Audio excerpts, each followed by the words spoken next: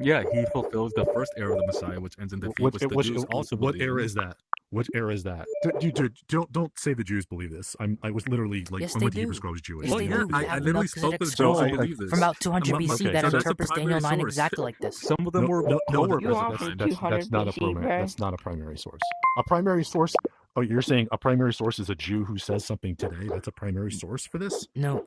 You're kidding, I'm right? talking about this is a mainstream. A Jew that's alive now is a primary source for what they believed at the time. I'm talking about mainstream Jewish belief. No, a biblical scholar told me, dude. No, hold on a second. This is not a mainstream biblical belief that Jesus is a fulfillment of a messianic prophecy. No. I didn't say right? that. I said this is mainstream Jewish belief that there are two eras of the Messiah, or that there will be two messianic figures. You said that and you said they're Jews who believe that he fulfilled the first one. I'm saying that I believe that Jesus fulfilled one of these messianic eras, the messianic era ending in defeat, which Jews already believe that there's a messianic era ending in defeat. In Zechariah 9:9, 9:10, did he fulfill that? Did he do Micah 5:2? Did he do like Ezekiel 36 or 37? Did he do any of those things? I think Micah 5:2 would be the "Behold, I send my messenger." All I have to say is that Jesus fulfilled some of the messianic prophecies. It doesn't have to be all. The Daniel 9 is one of them. No, he didn't fulfill that.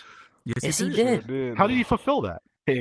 Because the messianic prophecy from the time of the decree to restore Jerusalem, there will be 483 years until the Messiah arrives, and Jesus arrives right on time. Rangos, you really need to read up on like on the actual timing. That's I got my name. It doesn't add up to Jesus. No, we have read up on the timeline. And second, we do have the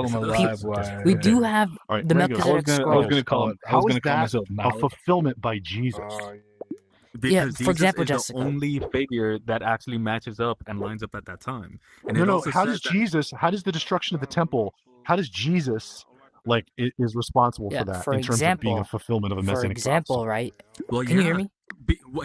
Jesus' death is before the destruction of the temple. Yeah, we're good. Wait, Rangos.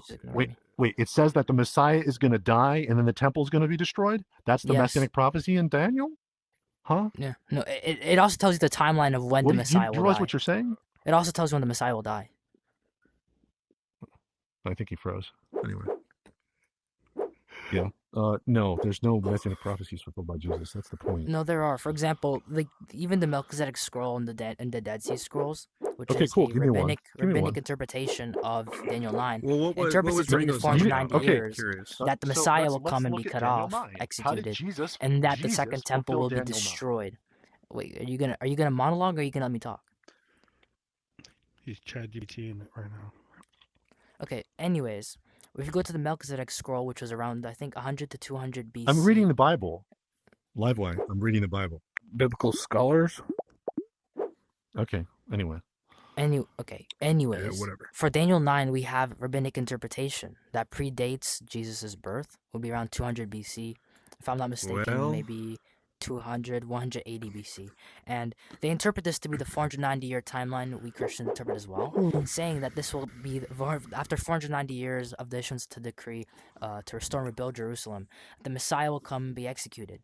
And that after the Messiah is executed, the second temple will be destroyed. The sanctuary of Jerusalem will be destroyed. So that is fulfilled, and it's not a Christian-only interpretation. Jews believed this too beforehand until Christ came and they rejected him. So, and you can find later on, it says, "Blessed be the bones of those who calculate the Daniel 9 prophecy." So if they don't want you to calculate it because it comes out to Christ. He's not going to respond, right? He's just going to read whatever he wants.